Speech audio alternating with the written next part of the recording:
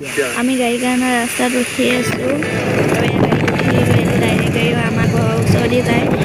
আমি মাহীহঁতৰ ঘৰত আছিলোঁ, এতিয়া মাহীহঁতৰ ঘৰৰ পৰা ঘৰলৈ গৈ আছোঁ, ভাইটি আৰু মই। আপোনালোকে ভিডিঅ'টো শেষলৈকে চাই থাকক। এয়া চাইছে, এইখন তেজপুৰ মেডিকেল কলেজ হয়, এয়া চাওক।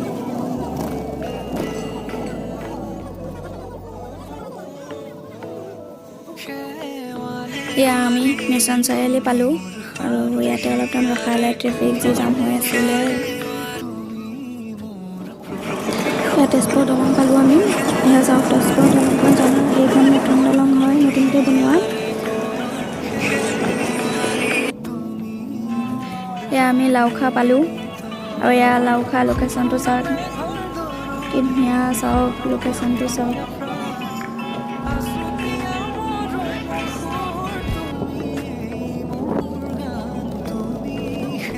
এনেলে আমি পালোহিয়ে ঘৰ, আৰু বেছি নাই।